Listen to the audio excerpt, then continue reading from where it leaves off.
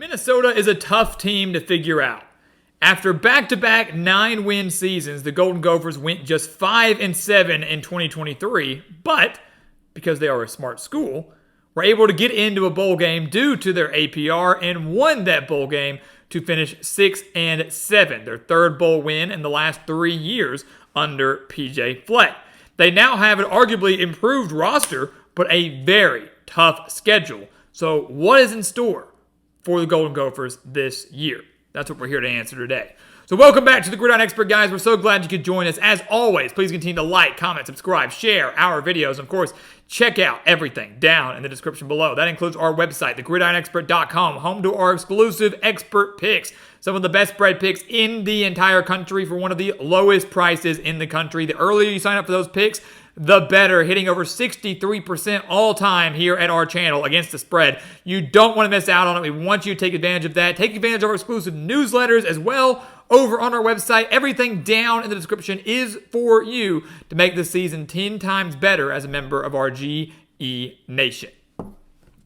So Minnesota, guys, a tough year. 5-7, had 2 one-possession losses, including a 1-point loss to Illinois and a 21-point blown lead to Northwestern. Win just one of those and you go bowling for real. Win just 2 of those, you're guaranteed a winning season regardless. But instead they went 5-7, still got the bowl practices, still got the bowl win, kept that bowl streak alive. That is what matters. But you take a look at this team now. Arguably improved. The offense wasn't all that great last year. 20.9 points per game, only 301 yards per game. That's all they averaged. It was the worst offensive team under PJ Fleck since he arrived in Minnesota. But you add in Max Brosmer now from New Hampshire. Big-time stud at quarterback, over 3,400 yards. Walter Payton Award finalist last year. Minnesota's weakness last year, among many things, was the passing game. Only averaged 143 passing yards per game. Brosmer comes in and immediately gives them a boost there. Their leading wide receiver, Daniel Jackson, does return after eclipsing 800 reception yards last year. Elijah Spencer transfers in after 1,300 reception yards the last 2 years at Charlotte. Darius Taylor returns at running back after rushing for nearly 800 yards last season, and 4 offensive linemen as a whole do return too. So Minnesota's offense, as bad as they were last year, Fleck recognized what they needed. They needed improved quarterback play. They got that. They needed more weapons. They got that. Offensively should take a big step forward. Defensively, they went from allowing just 13.8 points per game in 2022 to giving up 26.7 points per game in 2023. A 12.9 points per game increase, I guess you could say. Not in a good way. Now, 8 starters are back for the Golden Gophers, including 6 of their top 8 tacklers, including their leader in Jack Henderson. They've got a very strong defensive line led by Danny Strigo, who had 6 sacks last year. An extremely underrated secondary with Darius Green and Justin Wally, and first-team Patriot League cornerback Ethan Robinson transferring in from BetNow. This Minnesota team has all the pieces to get back to their winning ways. But the schedule did them no favors. So can these new pieces come together quickly? Can they overcome what is one of the more difficult schedules in the Big Ten? I mean, just look at it. They open up the season against North Carolina. That's not an easy game in the non-conference. Yeah, they get to host Iowa, but Iowa, a very difficult team who prior to last year had really owned Minnesota. They have to go to Michigan. They have to go to Wisconsin, obviously. They get USC, one of the newcomers there. They have to go to Rutgers, who's going to be very good this year. They have to play Penn State. Keep in mind, no divisions in the Big Ten, so they're not really getting to beat up on the weaker teams in the West, like, Purdue and Illinois and all those teams consistently. They've got to play all the teams now.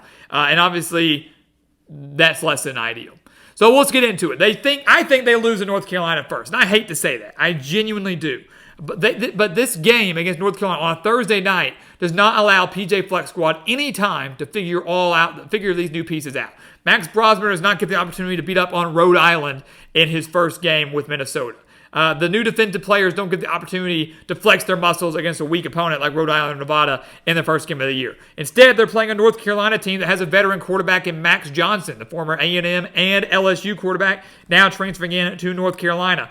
They return Omarion Hampton, one of the best running backs in the ACC. All but one of their top pass catchers returns from last year. And their running game, or run defense, I should say, should get better. Contains Darius Taylor. Their secondary, a little bit underrated. And Minnesota's defense, guys, they have 149 rushing yards per game.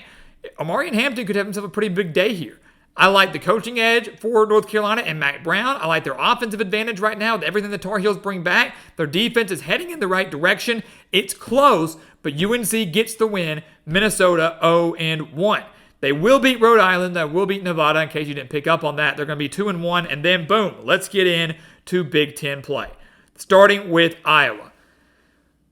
I'm picking a loss here, but you don't know how close and how tempted I was to picking Minnesota in this game. This game will be close. Last year, the Golden Gophers won 12-10, a barn burner in Iowa City, in controversial fashion as well. Iowa looked like they had the game won on that crazy punt return, but the referees ruled that they called fair catch. You'd say they did. Maybe you didn't. I don't know. Minnesota fans, I'm sure, will say he definitely called fair catch. But 12-10, Minnesota got the stop defensively and won that game. But they've lost 10 of the last 12 to Iowa overall. So last year was a very rare win over the Hawkeyes. And they're now facing an Iowa team that has one of the best defenses in the entire country. They're even better than the defense we saw last year. And their offense should take the step forward we thought we'd see last year. Cade McNamara was hurt. Should be back fully healthy now. They've got a new offensive coordinator in Tim Lester, who has head coaching experience. Iowa's got the pieces to put together a pretty massive season, plus revenge on their side after how last year's game ended. Give me the Hawkeyes, but it will be close, no doubt about it. They will not really stand much of a chance on the road at Michigan. Fell to the Wolverines 52-10 last year, and while the Wolverines will not be the same team we saw last year, the same team that won the national title, they will be taking a bit of a step back. They still will have enough defensively to get Minnesota a lot of trouble with this improved offense, so especially on the road. So they lose that game. They're 2-3. Then home against USC, another winnable game here. But I look at it like this: USC owns the big-time offensive edge. They got a great offensive-minded coach in Lincoln Riley. Miller Moss impressed us all in the bowl game. I think he's going to thrive well. Wren has a quarterback under Lincoln Riley who really failed to impress us. So Miller Moss owns that quarterback edge there. USC as a whole owns the offensive edge there. The defense for USC now getting D'Anton Lynn in from UCLA. Improved defensive coordinator with 9 starters back. The Trojans will surprise some people this year after their disappointing season in 2023. It'll be close once again, but home field advantage isn't enough to save Minnesota. The Trojans get the win here, and just like that, they go from 2-1 to 2-4. Not ideal. They do bounce back, though, and beat the other California school. They get to host one, they have to go to the other. They go out west, take on UCLA, and do beat the Bruins, nearly 2,000 miles away, 1,908 to be exact. But I like Minnesota's coaching better in this game. I like PJ Fleck's experience over to Sean Foster's in this game. And my biggest concern for the Bruins is their defense. Got a lot of questions defensively, especially up front on the defensive line. All 3 levels, but definitely up front on that defensive line, they lose a lot. And I think this is a game where Minnesota, their offensive line, kind of wreaks some havoc. 4 offensive linemen back. They open up some holes for Darius Taylor. They open up some running lanes for him. They protect Max Brosmer extremely well in this game. The Golden Gophers defense gets back to form. They beat UCLA by at least a touchdown, and they've got their 3rd win, 3-4, heading into a bye week. Not horrible. It's not great, but when you consider some of the tough games they're going to have to play, not terrible. And here's the thing. We got them at 3-4. North Carolina, Iowa, USC, all home games that are extremely winnable for Minnesota. They win just one of those. The season looks different, very different, and the mindset of this team heading into the bye week looks extremely different. But I will tell you this, coming out of the bye week, I think they win their next 2 games. So make it 3 consecutive victories for Minnesota as they now have 5 wins. I think they'll beat Maryland, a team that I'm still concerned with offensively. Talia Tagovailoa is gone. Not going to be as strong offensively as they've been in years past. The defense is what's going to be the strength for Maryland, but the secondary is a bit of a concern. It's that front 7. So if this Minnesota passing game pans out the way we think it will, I think they'll have a pretty good day against Maryland's secondary, especially at home. So they can beat the Terrapins back to 500. They get above it with a win at Illinois. They lost by 1 point last year. 1 point, 27-26 to the Fighting Illini, but they get revenge in this game. The Fighting Illini will be beat up coming off back-to-back games against Michigan and Oregon. Illinois, while they will improve on all sides of the ball, I think still lacks the quarterback edge in this game. I'm taking Max Brosnan right now over Luke Altmaier. The defense should improve, but maybe not enough to hold Minnesota in check. The Golden Gophers get the job done. 5 wins, 1 away from the postseason. Can they get it in the final 3? Rutgers, Penn State, Wisconsin, 2 of them on the road. Just need 1 to go bowling. I don't think they can get it. Minnesota fans, sue me. I know you're going to hate me. You're going to be livid with me. I know. But Rutgers, that's tough. On the road, right? Rutgers is coming off a bye. Now you've got to go all the way to Piscataway to contain Kyle Monangai and one of the best defenses in this conference. Rutgers is stingy against the pass. They are stingy against the run. They're doing things extremely well under Greg Schiano, and he has built this program up probably quicker than any of us expected. On the road against a Rutgers team that's going to have a lot to play for in this game, I just don't see Minnesota having enough to steal the win.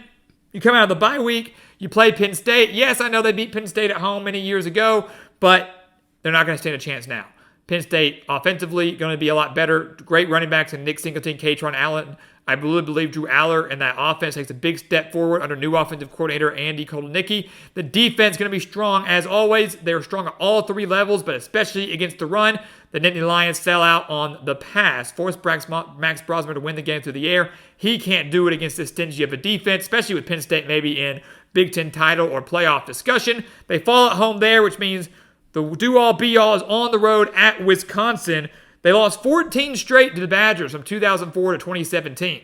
They've split the last 6, so they've finally come around and been a little bit more competitive against their big-time rival. But Wisconsin, going to have one of the best defenses in the conference once again.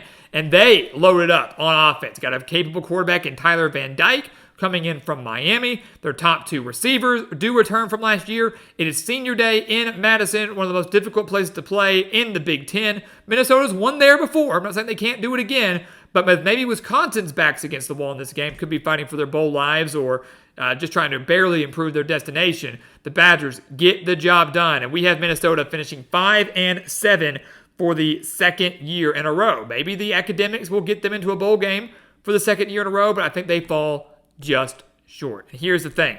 That back half of the season, those final 5 games, to me, I don't think they're up for much debate. I think they really will go that way. But those games we mentioned earlier, we had them at 5-7. If they beat North Carolina, they're going bowling. If they can beat Iowa, they're going bowling. USC, they're going bowling. Those 3 home games against North Carolina, Iowa, and USC, you just got to win one of them. Maybe it's far-fetched for me to think they're going to lose all 3. To me, the most winnable is at home in that opener against UNC. Make a statement, beat the Tar Heels, and you'll go bowling. You lose that game, you got to find a way to pick up an extra win somewhere, and I just don't think PJ Fleck Squad can get it. And I hate to say that because I like this team. I think they're improved. I think they're going to be a lot more competitive. They're going to improve a lot statistically, but they fall short of the ultimate goal of making the postseason and getting back to their 8-9 win seasons. But next year, maybe next year, could be when they finally get back to that. So guys, as always, thank you so much for watching us here at the Gridiron Expert on YouTube. Make sure to continue to like, comment, subscribe, share our videos, and check out everything down in the description below. That includes our website, thegridironexpert.com, home to our expert picks, some of the best spread picks in the entire country for one of the lowest prices in the country. Do not miss out on those. Go check it out. Sign up for those today and become a member of our GE Nation. And once again, as always, thank you so much for watching, and we'll see you next time right here on the Gridiron Expert.